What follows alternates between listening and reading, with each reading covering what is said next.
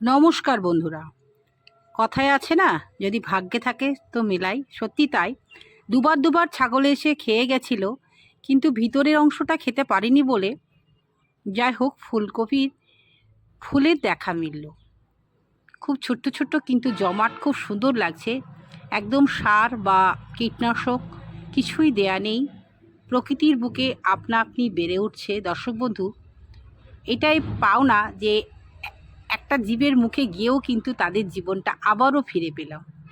ভালো লাগছে, ওদেরও যেমন ফুল দিয়ে আনন্দ পাচ্ছে, আমিও দেখে খুবই আনন্দ পাচ্ছি। ভীষণই সুন্দর হয়েছে দর্শক বন্ধু। কিছু বাঁধাকপি তো খেয়ে ফেলেছিল, আবারও লাগিয়েছি।